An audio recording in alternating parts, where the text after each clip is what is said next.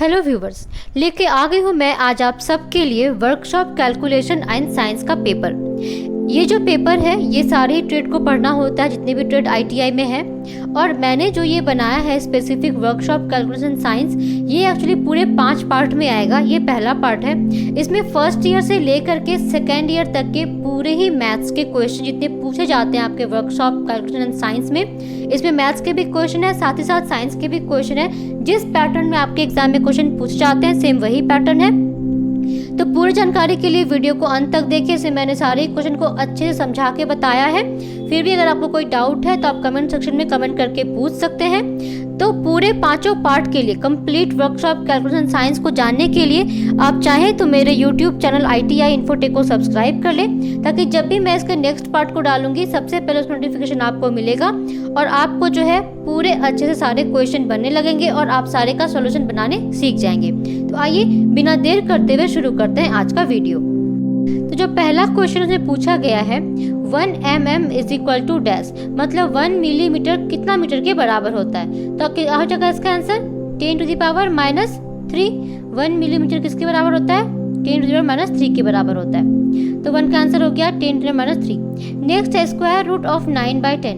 हमें पता है 9 का जो स्क्वायर रूट है वो क्या होता है 3 होता है, और 10 का पॉइंट में आएगा तो हम इसको लिख सकते हैं √9/10, जिसमें 9 का क्या होगा 3 × 3, जिसमें 3 बाहर आ जाएगा।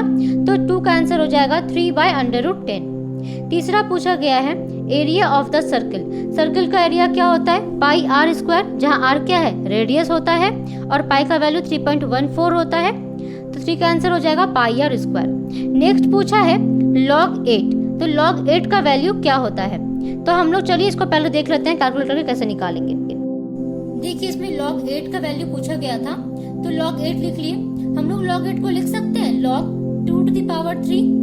तो क्या होगा 3 बाहर आ जाएगा 3 log 2, और log 2 का वैल्यू होता है 0.30। तो क्या हो जाएगा 3 × 0.30 इज इक्वल टू कितना हो जाएगा 0.90।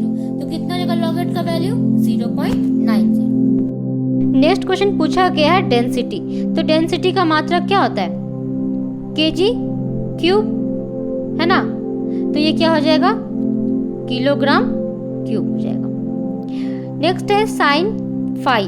तो साइन फाई का बहुत सारा फॉर्मूला हो सकता है, हम यहाँ पे ये भी लिख सकते हैं साइन फाई इक्वल टू क्या हो सकता है 1 - cos² फाई। तो 6 का आंसर हो जाएगा यहाँ पे 1 - cos² फाई। नेक्स्ट पूछा है निगेटिव एक्सेलरेशन इज। तो निगेटिव एक्सेलरेशन क्या होता है जब भी कोई बॉडी मैक्सिमम स्पीड से अपने मिनिमम स्पीड में आती है, जब वो स्लो होते जाती है तो क्या होता है उसका एक्सेलरेशन निगेटिव होता जाता है, क्योंकि वेलोसिटी क्या होती है निगेटिव, इसीलिए इसका एक्सेलरेशन भी क्या होने लगता है निगेटिव होने लगता है। तो 7 का आंसर क्या हो जाएगा निगेटिव एक्सेलरेशन क्या है कि जब कोई बॉडी अपने मैक्सिमम स्पीड से मिनिमम स्पीड की ओर बढ़ता है, मतलब जब स्लो होता है स्लो डाउन होता है उसका वेलोसिटी, तो वो कहलाता है निगेटिव एक्सेलरेशन। नेक्स्ट पूछा गया है पी। तो हमें पता है पी क्या होता है मोमेंटम होता है, और मोमेंटम का फॉर्मूला क्या होता है m × v, जहाँ m क्या है मास ऑफ द ऑब्जेक्ट और v क्या होता है वेलोसिटी। तो क्या हो जाएगा p = m × v हो जाएगा। आइए बढ़ते हैं नेक्स्ट क्वेश्चन की तरफ। क्वेश्चन नंबर 9 पूछा गया है unit of force in MKS system. हमें पता है जो सिस्टम होता है 3 प्रकार का होता है नंबर सिस्टम, CGS, MKS और FPS। MKS क्या होता है मीटर, किलोग्राम और सेकंड, और इसमें पूछा गया है कि फोर्स का यूनिट क्या होगा। तो फोर्स का यूनिट MKS सिस्टम में क्या होता है न्यूटन होता है। तो क्वेश्चन नंबर 9 का आंसर हो जाएगा न्यूटन। नेक्स्ट पूछा है क्वेश्चन नंबर 10 में work done is equal to force applied into dash. हमें पता है वर्क डन का फॉर्मूला क्या होता है फोर्स अप्लाइड इनटू डिस्प्लेसमेंट, मतलब जो भी वर्क होता है कार्य होता है वो क्या होता है जितना उसमें बल लगाया जाता है साथ ही विस्थापन। तो बल गुना विस्थापन क्या होता है वर्क डन। तो work done is equal to क्या हो जाएगा यहाँ पे force applied into displacement S। तो W इज इक्वल टू हो जाएगा F × S। नेक्स्ट पूछा है क्वेश्चन नंबर 11 में। अच्छा इसमें मैं बता दूं इसमें इंग्लिश मीडियम में सारा क्वेश्चन है, लेकिन मैं इसको जो डिस्कस कर रही हूँ वो हिंदी में भी डिस्कस कर रही हूँ, तो आप लोगों को दिक्कत नहीं होगा। इसमें फ़ायदा ये होगा कि आपको इंग्लिश में भी समझ में आ जाएगा क्वेश्चन और हिंदी में भी, दोनों ही लैंग्वेज में आपको क्वेश्चन समझ में अच्छे से आ जाएगा। बहुत ही ईजी लैंग्वेज में यहाँ पे आपको क्वेश्चन समझा रही हूँ। ठीक है, देख लेते हैं next question 11 number 453.6 gram is equal to dash. जो 453.6 ग्राम जो है वो होता है 1 पाउंड के बराबर। तो क्या हो जाएगा यहाँ पे 1 1 पाउंड हो जाएगा यहाँ पे आंसर। नेक्स्ट पूछा है minus X into Y is equal to, तो माइनस एक्स इंटू वाई क्या हो जाएगा माइनस एक्स वाई, तो 12 का जो यहाँ पे आंसर क्या हो जाएगा माइनस एक्स वाई। नेक्स्ट पूछा है क्वेश्चन नंबर 13 में एंटी लॉग ऑफ 1.7182, तो ये हम जान लेते हैं कि किसी भी डिजिट का हम लोग एंटी लॉग कैसे निकालते हैं। तो पूछा गया है एंटी लॉग ऑफ 1.7182, हमें पता है लॉग जो है उसका बेस क्या होता है 10 होता है। एंटी लॉग हम लोग कैसे निकालेंगे, जो बेस 10 होता है उस पे ये पावर में चला जाएगा। आपसे जिसका भी एंटी लॉग पूछा जाएगा उसको आप 10 पे पावर में लग दे और जो इसका सोल्यूशन होगा वो इसका आंसर हो जाएगा। तो यहाँ पूछा गया एंटी लॉग ऑफ 1.7182, तो क्या होगा 10 टू द पावर 1.7182, तो सॉल्व करेंगे इसको तो इसका आंसर हो जाएगा 52.26। तो क्या हो जाएगा क्वेश्चन नंबर 13 का आंसर 52.26। नेक्स्ट है question number 14 cos square plus dash is equal to 1, तो हमें पता है ये ट्रिगोनोमेट्री का क्वेश्चन है, फॉर्मूला क्या होता है इसका डायरेक्ट ही सब आप याद रखिएगा, ये डायरेक्ट क्वेश्चन आता है हमेशा, ठीक है। तो क्या हो जाएगा cos square plus sine square is equal to 1, यहाँ पे इनको कुछ लिखना चाहिए था या तो थीटा या तो फाई कुछ भी, तो क्या हो जाएगा कॉस स्क्वायर फाई या थीटा जो भी है plus sine square is equal to 1 हो जाएगा। तो क्या हो जाएगा फिर इन द ब्लैंक्स में साइन स्क्वायर। नेक्स्ट है question number 15 the device that measures pressure is called, मैंने पहले ही कहा था कि ये जो कॉम्बिनेशन होगा इसमें मैथ्स के भी क्वेश्चन होंगे और साइंस के भी क्वेश्चन होंगे। तो यही पूछा गया है कि हम लोग किससे मेजर करते हैं प्रेशर को, तो किससे करते हैं बैरोमीटर से, तो 15 का आंसर हो जाएगा बैरोमीटर। नेक्स्ट क्वेश्चन पूछा गया है 1 BTU is equal to dash calories, तो पहले हम जानते हैं कि BTU है क्या। BTU जो है होता है ब्रिटिश थर्मल यूनिट, तो BTU इज इक्वल टू होता है 252 कैलोरी। आप याद रखिएगा यूनिट का जो क्वेश्चन आपसे पूछा जाता है एग्जाम में यूनिट एंड डायमेंशन का, इसमें बहुत सारे टर्म्स आपको याद रखने होते हैं। पहला चैप्टर जो है आपके वर्कशॉप कैलकुलेशन का वो यूनिट ही है, नंबर सिस्टम ही है, तो उसका जो बहुत सारा फॉर्मूला है वो डायरेक्ट आप याद रखिए क्योंकि से डायरेक्ट क्वेश्चन आपसे पूछे जाते हैं।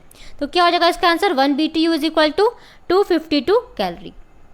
नेक्स्ट क्वेश्चन देख लेते हैं question number 17 the force that makes the electricity flow from one place to another is called, पूछा गया कि वो कौन सा फोर्स है जो इलेक्ट्रिसिटी को फ्लो कराता है एक जगह से दूसरे जगह, तो इसका आंसर क्या हो जाएगा ऐसा फोर्स जो इलेक्ट्रिसिटी को एक जगह से दूसरे जगह फ्लो करवाता है वो क्या कहलाता है EMF कहलाता है, इलेक्ट्रोमोटिव फोर्स है ना, वोल्टेज ही ना फ्लो कराता है करंट को, तो क्या होगा इलेक्ट्रोमोटिव फोर्स, तो इसका आंसर हो जाएगा इलेक्ट्रोमोटिव फोर्स EMF। नेक्स्ट है question number 18 mild steel is also called as, तो जो माइल्ड स्टील होता है वो एक्चुअली कंटेन करता है कार्बन भी, तो इसीलिए इसे क्या कहते हैं हम लोग कार्बन स्टील भी कहते हैं। तो इसका आंसर क्या हो जाएगा क्वेश्चन नंबर 18 का कार्बन स्टील।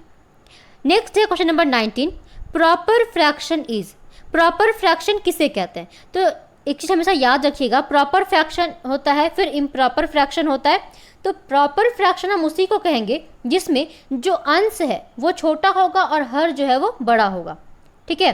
मैं इंग्लिश में बता दूं जो न्यूमरेटर होगा वो बड़ा होगा डिनोमिनेटर से, तो वो क्या कहलाएगा प्रॉपर फ्रैक्शन कहलाएगा। जैसे मैं एग्जांपल दे देती हूँ 5/6, इसमें क्या है 5 अंश है 5 छोटा है और हर क्या है बड़ा है, तो ये कहलाएगा प्रॉपर फ्रैक्शन। तो इसका वैल्यू क्या हो जाएगा हमेशा लेस देन 1 है ना। अगर आपसे क्वेश्चन में पूछता कि इम्प्रॉपर फ्रैक्शन क्या होता तो वहाँ पे अंश बड़ा होता और हर छोटा होता, जैसे 4/3, तो 4 क्या है अंश है बड़ा है और 3 हर क्या है छोटा है, तो वो कहलाएगा इम्प्रॉपर फ्रैक्शन। तो इस टाइप के क्वेश्चन भी आप याद रखें, प्रॉपर क्या हो गया जिसमें अंश बड़ा हो हर छोटा हो, इम्प्रॉपर जिसमें अंश बड़ा हो और हर छोटा हो। नेक्स्ट है question number 20 1045 is equal to, तो आप जो है ये वैल्यू को अच्छे से याद रख लें cos 30 cos 45 sin 30 sin 45 सबका। तो यहाँ पे पूछा गया 1045, तो 1045 का जो वैल्यू होता है वो होता है 1 जो ऑप्शन में कहीं भी नहीं दिया हुआ है, तो क्या हो जाएगा 20 का आंसर नन ऑफ दीज हो जाएगा। आइए देख लेते हैं हम लोग नेक्स्ट क्वेश्चन को। नेक्स्ट है 21 perimeter of the triangle rectangle is, तो रेक्टेंगल जो त्रिभुज जो है उसका पेरीमीटर पूछा गया है, तो क्या होता है पेरीमीटर आपको तो पता ही होगा। चलिए यहाँ पे ऑप्शन दिया हुआ है, ठीक है 3 × a + b 4 × a + b 2 × a + b none of this, तो क्या हो जाएगा इसका आंसर 21 का 2 × a + b। Next 22 bulk modulus of elasticity is, bulk modulus जो इलास्टिसिटी का होता है वो क्या होता है, तो बल्क मॉडुलस का जो फॉर्मूला होता है वो क्या होता है स्ट्रेस बटा स्ट्रेन होता है, तो 22 का आंसर हो जाएगा option A stress by strain. Next है 23, specific heat and water equivalent of heat is measured by. मतलब स्पेसिफिक हीट और वाटर इक्विवेलेंट जो हीट होता है उसको हम लोग किससे मेजर करते हैं? तो इसका आंसर हो जाएगा 23 का कैलोरी मीटर से। कैलोरी मीटर से हम लोग मेजर करते हैं स्पेसिफिक हीट को और वाटर इक्विवेलेंट ऑफ हीट को। नेक्स्ट है आपका ट्रू फॉल्स। ठीक है, तो 24 में पूछा गया है unit of force in FPS system is pound पर स्क्वायर मीटर। इसमें पूछा गया है कि क्या ये सही है कि फोर्स का जो यूनिट होता है एफपीएस सिस्टम में, फुट पाउंड सेकंड सिस्टम में, वो पाउंड पर स्क्वायर मीटर होता है। हाँ, ये बिल्कुल सही है। 24 का आंसर क्या हो जाएगा? True. Next 25, 1/6 represented in decimal equal 16.4। पूछा गया कि 1/6 को डेसिमल में क्या लिख सकते हैं? 16.4? नहीं, बिल्कुल नहीं लिख सकते, गलत है। तो क्या हो जाएगा 25 का आंसर? फॉल्स हो जाएगा। नेक्स्ट है 26, specific gravity is a ratio and does not have unit. बिल्कुल ये क्या है? सही है। स्पेसिफिक ग्रेविटी क्या होता है? स्पेसिफिक ग्रेविटी जो होता है एक रेशियो होता है। किसका रेशियो होता है? डेंसिटी किसी भी बॉडी का बट्टा डेंसिटी ऑफ वाटर। मतलब किसी भी बॉडी का डेंसिटी बट्टा पानी का डेंसिटी। तो दोनों का यूनिट क्या हो जाएगा? सेम हो जाएगा। तो यूनिट कैंसिल हो जाएगा, तो ये क्या हो जाएगा? डायमेंशन लेस होगा, यूनिट लेस होगा। तो क्या हो जाएगा इसका आंसर? 26 का सही, true. Next 27, circumference of a circle of radius r is given by 2πr²। तो ये गलत जगह। फॉर्मूला क्या होता है सर्कमफेरेंस का? 2πr होता है, सिर्फ r² नहीं होता है। तो 27 का आंसर क्या हो जाएगा? फॉल्स हो जाएगा। नेक्स्ट है 28, acceleration is a rate of change of velocity. Acceleration क्या होता है? Rate of change of velocity. मतलब एक्सेलरेशन हम लोग को पता है, उसको हम लोग क्या कहते हैं हिंदी में? त्वरण कहते हैं।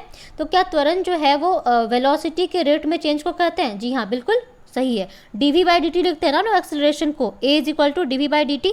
तो क्या हो जाएगा? 28 हो जाएगा, ट्रू हो जाएगा। नेक्स्ट बढ़ते हैं क्वेश्चन नंबर 29 की तरफ। तो 29 में पूछा गया है if a 0.5 HP induction motor draws 1.2 ampere the rating the fuse used should be. तो बोला गया कि एक 0. HP का इंडक्शन मोटर है जो 1.2 एम्पियर करंट का उसमें रेटिंग है, तो फ्यूज का रेटिंग इसमें क्या होगा? तो इसको हम लोग सॉल्व करके देख लेते हैं, इसका फॉर्मूला कैसे हम लोग इसको सॉल्व करेंगे। तो ये जो क्वेश्चन है पूछा गया कि फ्यूज का रेटिंग क्या होगा, तो हमें पता है जो पावर का फॉर्मूला है वो क्या होता है? √3 × VI cos ∅, और जो cos ∅ स्टैंडर्ड होता है वो क्या होता है? 0.8 होता है। तो यहाँ पूछा गया रेटिंग, ठीक है। वोल्टेज जो है जनरली जो स्टैंडर्ड वोल्टेज होता है वो क्या होता है? 230। तो हम लोग मान लेंगे कि वोल्टेज कितना दिया हुआ है? 230 दिया हुआ है, ठीक है। और पावर फैक्टर कितना है? cos ∅ कितना है? 0.8, और 0.5 HP पावर का रेटिंग दिया हुआ था। तो I = क्या हो जाएगा? P/√3 V × cos ∅। यहाँ P का वैल्यू दिया हुआ 0.5 HP, 1 HP होता है 746, तो 0.5 HP कितना हो जाएगा? 373 बट्टा √3 × 230 × 0.8। जिसको सॉल्व करेंगे तो अप्रोक्सीमेट कितना आ जाएगा? 1.5 एम्पियर। तो इसका आंसर कितना हो जाएगा? देख लेते हैं 29 का आंसर। ऑप्शन ए हो जाएगा 1.5 एम्पियर स्लो एक्टिंग। नेक्स्ट देख लेते हैं question number 30, 2400 square metre is divided among 3 people in the ratio of 1/3:1/4x. Calculate the area of the ground each person gets and what fraction of the last person gets. मतलब question पूछा गया कि 2400 square metre का कोई भी एक land है, ground है, जिसको 3 आदमी में बांटा गया है। तो पहला आदमी और दूसरा आदमी को कितना रेशियो में मिलता है? 1/3x और 1/4x के रेशियो में मिलता है। तो calculate the area of the ground each person gets, मतलब एक एक आदमी को कितना मिलता है और थर्ड पर्सन जो है उसको कितना मिलता है। तो इसको हम लोग सॉल्व कर लेते हैं। तो मुझे पूछा गया क्या दिया हुआ कि 2400 का जो है एक आपका कोई लैंड है जिसको 3 भाग में बांटा है ना। तो पहला भाग कितना है? 1/3, तो कितना हो जाएगा यहाँ पे? 800, ठीक है। दूसरे को कितना दिया गया है? 2400 का 1/4 दिया है, कितना हो जाएगा यहाँ पे? 600। तो एक को मिल गया 800 और एक को मिल गया 600, ठीक है। टोटल है 2400। तो तीसरा को कितना मिलेगा? 2400 माइनस इन दोनों को जितना मिला उसे माइनस कर दीजिए, कितना हो गया? 8 और 6 1400। मतलब तीसरा को मिल गया कितना? 1000। यही होगा ना। अब इसमें ये पूछा है तो ये तो निकल गया कि पहला को मिला 800, दूसरे को मिला 600। अब इसे पूछा है कि तीसरा को जो मिला वो कितनवा भाग होगा। तो 1000 मिला है तीसरे को, तो निकालना कि 1000 जो है 2400 का कितनवा भाग है, तो निकालेंगे। ये 0 0 कैंसिल हो जाएगा, 2 से काट दीजिए, 2 पंचे 10 हो जाएगा और यहाँ 12 हो जाएगा। तो कितना भाग मिला, 5/12वां भाग मिलेगा। किसको, तीसरे आदमी को। बहुत ही आसान क्वेश्चन है, इस टाइप का ही क्वेश्चन जो आपसे पूछा जाता है। तो क्या हो जाएगा इसका आंसर क्वेश्चन नंबर 30 का, ऑप्शन 2, 800, 600, 1000 एंड 5/12। आइए देख लेते हैं हम लोग नेक्स्ट क्वेश्चन को, क्वेश्चन नंबर 31। तो इसमें पूछा गया है, if the diameter of a circle is 10 metre, its circumference is, मतलब डायमीटर दिया हुआ है एक सर्किल का, एक वृत्त का दिया हुआ है 10 मीटर, तो उसका सर्कमफेरेंस पूछा गया है। तो हमें फॉर्मूला पता है, क्या होता है सर्कमफेरेंस का फॉर्मूला, 2πr या फिर पाई इंटू डी, जहाँ डी क्या है, डायमीटर है। तो डायमीटर दिया हुआ है 10 और पाई का वैल्यू हमें पता है कितना होता है 3.14, तो कितना हो जाएगा 3.14 इंटू 10 कितना हो जाएगा 31.4। तो क्वेश्चन नंबर 31 का आंसर हो जाएगा ऑप्शन 3, 31.4 मीटर। नेक्स्ट है question number 32, 7/12 if represented in decimal equals, मतलब 7/12 को अगर हम लोग डेसिमल में कन्वर्ट करेंगे, दशमलव में कन्वर्ट करेंगे तो कितना होगा। तो 7/12 को डिवाइड कर दीजिए, कितना हो जाएगा 0.58 हो जाएगा। तो आंसर कितना है, 32 का आंसर हो जाएगा 0.58, मतलब 7/12 जो फ्रैक्शन में दिया हुआ दशमलव में उसको बदलना है। बहुत ही आसान क्वेश्चन है, तो 32 का आंसर हो जाएगा ऑप्शन 4। नेक्स्ट है question number 33, if a is equal to 5, b is equal to 6, value of a² plus 3b² plus 3ab minus b³ is equal to, ठीक है, मतलब a का वैल्यू दिया हुआ है, b का वैल्यू दिया हुआ है और एक इक्वेशन दिया हुआ है a² plus 3b² plus 3ab minus b³, ये किसके बराबर होगा। तो आइए हम लोग सॉल्व कर लेते हैं। तो a का वैल्यू दिया हुआ है 5 और b दिया हुआ है 6। इक्वेशन क्या था, a² plus 3b² plus 3ab minus b³। तो a का कितना दिया हुआ है पे 5, a कितना है 25 प्लस 3b², तो b कितना हो जाएगा यहाँ पे दिया हुआ है 6, तो 6 इंटू 6 कितना हो जाएगा 36 गुना 3 कितना हो जाएगा 108। फिर दिया हुआ है 3 इंटू ए इंटू बी, तो 3 ए है 5 और b है 6 माइनस b³, तो 6 इंटू 6 इंटू 6 कितना हो जाएगा 216 216। तो इसको हम कर लेते हैं सॉल्व, 25 प्लस ये हो जाएगा 108, ये कितना 6 इंटू 5 कितना 30 इंटू 3 कितना 90 माइनस 216, तो कितना हो जाएगा 223 माइनस 216 कितना हो जाएगा यहाँ पे आंसर 7 हो जाएगा। तो आइए देख लेते हैं ऑप्शन में, तो यहाँ एक भी ऑप्शन नहीं दिया हुआ है, इसका आंसर क्या हो जाएगा 7 हो जाएगा। आप इसका ऑप्शन आप खुद से लिख लिए, 7 आंसर हो जाएगा। बढ़ते हैं नेक्स्ट क्वेश्चन की तरफ, question number 34, area of right angle triangle is given by. तो यहाँ पूछा गया कि एक राइट एंगल ट्रायंगल जो होता है उसका एरिया क्या होता है। तो क्वेश्चन नंबर 34 का आंसर क्या हो जाएगा, half into base into perpendicular, है ना। तो इसको हम लोग लिख सकते हैं क्या, half into B into perpendicular. तो आंसर हो जाएगा यहाँ पे क्वेश्चन नंबर 34 का half into B into perpendicular. Next है question number 35, log 10 to the power 10। तो हमें पता है कि log 10 टू द पावर 10 जो है, जो भी पावर में रहेगा वो किधर आ जाएगा मल्टीप्लाई में। तो क्या हो जाएगा यहाँ पे 10 log 10, log 10 का वैल्यू होता है 1, तो कितना हो जाएगा 10 इंटू 1 इज इक्वल टू 10, तो 35 कैंसिल हो जाएगा 10। नेक्स्ट है question number 36, vector quantities are those quantities which possess both dash and dash. तो पूछा गया इसमें कि वेक्टर क्वांटिटी जो है उसके क्या क्या रहता है, क्या है वेक्टर क्वांटिटी। तो हमें पता है कि वेक्टर क्वांटिटी क्या है, जिसमें मैग्नीट्यूड और डायरेक्शन दोनों ही रहता है। तो आंसर क्या हो जाएगा, vector quantities are those quantities which possess both magnitude and direction. Next है question number 37, unit of force in CGS system is dash and that in MKS system. मतलब फोर्स का यूनिट पूछा गया है सीजीएस सिस्टम में और MKS system में। तो सीजीएस में क्या हो जाएगा पाउंड पर मीटर स्क्वायर और एमकेएस में क्या हो जाएगा न्यूटन। नेक्स्ट है 38, joules law of heat states that. पूछा गया है कि जूल का जो लॉ है हीट के लिए वो क्या कहता है। तो क्या हो जाएगा उसका पहले हिंदी में समझते क्या होगा इसका, कि विद्युत ऊर्जा के किसी प्रतिरोध में प्रवाहित होने से उसका क्षय होता है। जब भी कभी हम लोग विद्युत ऊर्जा को जब प्रवाहित करते हैं प्रतिरोध, तो क्या करता है प्रतिरोध अवरोध उत्पन्न करता है ना उसके प्रवाह में, तो क्या होगा ऊष्मा का क्षय होगा। इसी क्षय के कारण क्या होता है ताप ऊर्जा का उत्पन्न होना भी क्या कहलाता है, जूल का नियम कहलाता है। इसे हम लोग फॉर्मूला के रूप में भी लिखते हैं। अगर आप सॉल्व करते हैं क्वेश्चन तो यहाँ देखते होंगे हम लोग एक फॉर्मूला यूज़ करते हैं, P is equal to I²R। ये जूल के लॉ से ही आया है ये फॉर्मूला, जहाँ I क्या है, करंट है, और R क्या है, रेजिस्टेंस है। तो पावर क्या होता है, डायरेक्टली प्रोपोर्शनल होता है किसके, करंट के, है ना। तो क्या हो जाएगा, इसको हम लोग एक बार इंग्लिश में भी समझ लेते हैं जूल्स के लॉ को। तो जूल का लॉ क्या कहता है, power of heating generated by an electrical conductor is proportional to the product of its resistance and the square of the electric current passing through the conductor। मतलब जब किसी कंडक्टर से हम लोग इलेक्ट्रिसिटी जो है पावर जनरेट करते, तो क्या होता है, जो कंडक्टर से जो फ्लो होता है करंट, ठीक है, तो इलेक्ट्रिसिटी जो पावर होता है वो डायरेक्टली प्रोपोर्शनल होता है किसके, स्क्वायर ऑफ द करंट के और रेसिस्टेंस के मल्टीप्लिकेशन के, मतलब P is equal to I²R। तो 38 का आंसर क्या हो जाएगा, P is equal to I²R।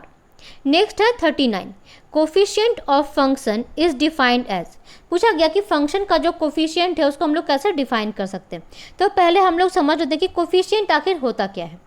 तो जब भी हम लोग कोई क्वेश्चन सॉल्व करते हैं तो क्या होता है, जब भी किसी एक कांस्टेंट होता है और कांस्टेंट को जब किसी वेरिएबल से मल्टीप्लाई करते हैं तो वही क्या कहलाता है, कोफिशिएंट कहलाता है। जैसे एग्जांपल देती हूँ छोटा सा, कभी आप सॉल्व किए होंगे 3x² + 5x इस टाइप का क्वेश्चन, तो वहाँ x क्या है, वेरिएबल है, उसका वैल्यू क्या वेरी हो सकता है, लेकिन 3 और 5 ये जो मैंने भी बताया एग्जांपल में, ये सब क्या है, कांस्टेंट वैल्यू है। तब जब इसी कांस्टेंट को हम लोग मल्टीप्लाई करते हैं वेरिएबल से तो ये क्या कहलाता है, कोफिशिएंट ऑफ फंक्शन कहलाता है। ठीक है, तो क्या हो जाएगा इसका आंसर 39 का, कोफिशिएंट ऑफ फंक्शन किसे डिफाइन होता है, तो जब एक कांस्टेंट को मल्टीप्लाई करते किसी वेरिएबल से वही क्या कहलाता है, कोफिशिएंट ऑफ फंक्शन कहलाता है। नेक्स्ट है question number 40, property of the substance by which it returns to its original position is called. मतलब बोला गया कि वो कौन सा प्रॉपर्टी होता है किसी भी सब्सटेंस का कि वो फिर से पुनः अपने ओरिजिनल अवस्था में आ जाता है, तो क्या कहलाता है, उसे हम लोग क्या कहते हैं, इलास्टिसिटी कहते हैं। हम लोग देखते हैं कि रबड़ वगैरह को जब बहुत जैसे आप खींचते हैं और जैसे फिर रबड़ को हम लोग छोड़ते हैं, क्या होता है, वो अपने फिर से ओरिजिनल रूप में आ जाता है। वो किसके कारण आता है, इलास्टिसिटी के कारण आता है। तो 40 का आंसर क्या हो जाएगा, इलास्टिसिटी। नेक्स्ट है 41, the energy possessed by rotating wheel is. मतलब जब भी कोई व्हील जो है, चक्का जो है वो घूमता है, रोटेट करता है, तो कौन सा एनर्जी उसमें रहता है, तो क्या हो जाएगा इसका answer, kinetic energy. Kinetic energy का फॉर्मूला क्या होता है, ½ mv², जहाँ m क्या है, मास ऑफ द ऑब्जेक्ट, और v क्या है उसका एंगुलर वेलोसिटी। तो जब भी कोई चक्का घूमता है, जो हम लोग देखते हैं, वो गाड़ी का चक्का हो या मोटर का घूमता हो, क्या होता है, काइनेटिक एनर्जी होता है। और काइनेटिक एनर्जी का फॉर्मूला होता है ½ mv²। यहाँ पे आंसर क्या हो जाएगा, काइनेटिक एनर्जी। इसमें एक और बहुत ही इंपॉर्टेंट क्वेश्चन जो हमेशा पूछा जाता है वो ये कि अगर रोटेटिंग व्हील में किसी का अगर एंगुलर वेलोसिटी हम लोग बढ़ाएंगे तो काइनेटिक एनर्जी में क्या चेंज आएगा। तो याद रखें, जब भी हम लोग किसी का एंगुलर वेलोसिटी को दुगुना करते हैं तो उसका काइनेटिक एनर्जी कितना बढ़ जाता है, 4 टाइम बढ़ जाता है। क्यों बढ़ता है, बिकॉज v यहाँ पे क्या है, v²। तो इसीलिए ये क्वेश्चन बहुत इंपॉर्टेंट है, हमेशा पूछते हैं एग्जाम में कि अगर एंगुलर वेलोसिटी को दुगुना करेंगे तो काइनेटिक एनर्जी क्या होगा। तो क्या हो जाएगा, काइनेटिक एनर्जी 4 टाइम बढ़ जाएगा। वो देखिए यहाँ पे 1/2 भी कांस्टेंट है, मास भी क्या है, कांस्टेंट है, सिर्फ वैरी क्या होगा, एंगुलर वेलोसिटी। तो एंगुलर वेलोसिटी को डबल करेंगे तो काइनेटिक एनर्जी उसका भी डबल होगा, मतलब 4 टाइम्स हो जाएगा। नेक्स्ट पूछा गया है मेल्टिंग पॉइंट ऑफ कॉपर। मतलब कॉपर का जो है मेल्टिंग पॉइंट क्या होता है, तो मेल्टिंग गलनांक जिसको बोलते हैं हिंदी में। तो गलनांक क्या होता है कॉपर का, ये होता है 1085 डिग्री सेंटीग्रेड। तो क्या हो जाएगा 42 का आंसर 1085 डिग्री सेंटीग्रेड। नेक्स्ट है 43, bronze is an alloy of dash and dash. Bronze को कांसा भी कहते हैं, कांस्य भी कहते हैं हिंदी में। तो ये किसका मिक्सचर होता है, तो कांस्य जो होता है, कांसा जो होता है वो मिक्सचर होता है कॉपर का और टीन का। तो इसका आंसर क्या हो जाएगा, कॉपर एंड टीन। आइए देख लेते हैं हम लोग नेक्स्ट क्वेश्चन, क्वेश्चन नंबर 44। इसमें जो क्वेश्चन है वो सॉल्व करना है 1 + 2 डिवाइडेड बाय 1 + 1/3। तो ये बहुत ही आसान क्वेश्चन है, इसको ट्रिक से भी आप बना सकते हैं। तो ट्रिक मैं बाद में बताऊंगी, फिलहाल इसको आप सॉल्व कीजिए। क्या हो जाएगा, इसमें देखिए 2 फ्रैक्शन को ऐड करना है, 1 + 2 डिवाइडेड बाय क्या 1 + 1/3। अलग अलग फ्रैक्शन है, तो इसका आंसर जो है सॉल्व करने पे आ जाएगा 2.5। जितने भी कैंडिडेट हैं जो भी देख रहे हैं इस वीडियो को, जिनको भी ये सॉल्व हुआ है, आप कमेंट में ज़रूर बताएं आपने कैसे सॉल्व किया है। अगर आपसे वो ट्रिक से बन जाता है तो अच्छी बात है, नहीं तो मैं फिर से कमेंट सेक्शन में आप लोगों को इसका ट्रिक भी बता दूंगी। पूछा गया है नेक्स्ट क्वेश्चन 45 में, dash percentage is equal to 3/8। तो 3/8 जो है कितना परसेंटेज होगा, तो इसको आप 100 से भी सॉल्व कर सकते हैं। ठीक है, 100 का 3/8 कितना हो जाएगा, तो इसका आंसर हो जाएगा 37.5। तो क्वेश्चन नंबर 45 का आंसर हो जाएगा 37.5। नेक्स्ट है question number 46, the average of 3 number is 12 and that of 2 number 9, third number is. बोला गया कि 3 संख्या का जो एवरेज है वो कितना है, 12 है, जिसमें 2 नंबर कितना है, 9 है। ठीक है, तो तीसरा नंबर क्या होगा। तो 3 संख्या का इसमें एवरेज पहले हम देख ही रहते हैं, इसको कैसे बनाएंगे। तो क्या दिया हुआ है कि 3 संख्या का एवरेज 12 है, तो मान लेते हैं x plus Y plus Z कितना है, इसका एवरेज बटा 3 इक्वल टू 12। तो x plus Y plus Z equal to लिख सकते हैं, 3 को इधर मल्टीप्लाई कर दीजिए, कितना जगह 36। यहाँ पे देखो कोई भी 2 संख्या जो है कितना है, 9 है, किसी भी 2 को आप मान लीजिए कितना है, क्योंकि तीसरा पूछा है, ऐसा कोई स्पेसिफिक नहीं पूछा है कि कौन सा है। तो मान लेते हैं कि y प्लस जेड कितना है या x प्लस वाई कितना है, 9 है। तो 9 plus Z is equal to कितना, 36। तो z पूछा है तीसरी संख्या कितनी होगी, तो z इज इक्वल टू क्या हो जाएगा, 36 माइनस 9, तो आंसर कितना हो जाएगा 27। आइए देख लेते हैं next question, question number 47, area of trapezium is. तो ट्रेपेजियम होता क्या है, समलम चतुर्भुज बोलते हैं इसे हिंदी में, उसका पूछा गया है एरिया क्या होता है। तो क्या होता है इसका फॉर्मूला, पहले इंग्लिश में बता देते हैं। तो ये होता है समलम चतुर्भुज का फॉर्मूला होता है half into sum of parallel side into distance between parallel side. मतलब कोई भी जो समलम चतुर्भुज है उसका जो पैरेलल साइड होगा उसका योग गुना पैरेलल साइड के बीच का जो डिस्टेंस होगा उसका जो गुना करेंगे। इसको ऐसे भी लिख सकते हैं, a is equal to a plus C, मतलब जो भी पैरेलल साइड है दोनों का योग, बटा 2 इंटू h। h क्या है, डिस्टेंस बिटवीन पैरेलल साइड, दोनों के बीच का डिस्टेंस होगा वो। ठीक है, निकल गया। नेक्स्ट क्वेश्चन पूछा गया question number 48, 1 second is equal to dash part of the day. मतलब 1 सेकेंड जो है पूरे दिन का कितना पार्ट होता है। तो हमें पता है कि पूरे दिन में कितने घंटे होते हैं, 24 घंटे होते हैं। ठीक है, और हर घंटा कितना मिनट का होता है, 60, और जो सेकेंड कितना होता है, 60। तो ये कितना हो जाएगा, जब इसको मल्टीप्लाई कर दें तो ये हो जाएगा 86,400। तो 48 का आंसर क्या हो जाएगा, 86,400। नेक्स्ट क्वेश्चन पूछा गया है इसमें, question number 49, 1 kWh is equal to dash joule. तो 1 kWh इसको हम लोग सॉल्व कर लेते हैं। k का मतलब क्या होता है, 1000 है ना, वाट आवर है, तो कितना हो जाएगा 60 इंटू 60। जब इसको मल्टीप्लाई करें तो कितना हो जाएगा 60 इंटू 60 इंटू 1000, मतलब कितना 36 के बाद 5 जीरो। इसे देख भी लीजिए, मैंने एक इमेज भी डाल दिया है। 48 का आंसर और 49 का आंसर, दोनों का यहाँ पे आंसर दिया हुआ है। 48 का 86,400 और 49 का 36 के बाद 5 टाइम्स 0। आइए हम लोग देख लेते हैं क्वेश्चन नंबर 50। 50 में पूछा गया है specific gravity is the ratio of. मतलब स्पेसिफिक ग्रेविटी जो है वो किसका रेशियो होता है। तो स्पेसिफिक ग्रेविटी क्या होता है, किसी भी जो बॉडी दिया हुआ उसका डेंसिटी बट्टा डेंसिटी ऑफ वाटर। तो क्या हो जाएगा 50 का आंसर, डेंसिटी ऑफ बॉडी, जो बॉडी दी हुई इसका निकालना है, बट्टा डेंसिटी ऑफ वाटर। तो ये हो गया क्वेश्चन नंबर 50 का आंसर। तो ये था आज का वीडियो, इसमें हमने देखा total 50 questions workshop calculation in science के। ये पार्ट 1 है, इसके अलावा 4 पार्ट और आएंगे। तो सारे पार्ट का सॉल्यूशन देखने के लिए ITI इन्फोटेक को ज़रूर सब्सक्राइब करें, ताकि जब भी मैं इनके नेक्स्ट पार्ट के वीडियो अपलोड करूं सबसे पहले आपको उसका नोटिफिकेशन प्राप्त हो जाए। अगर आपको ये वीडियो अच्छा लगा हो तो वीडियो को लाइक करें, इस वीडियो को अधिक से अधिक शेयर करें, ताकि सभी के पास जो है सारे क्वेश्चन का सॉल्यूशन मिल जाए।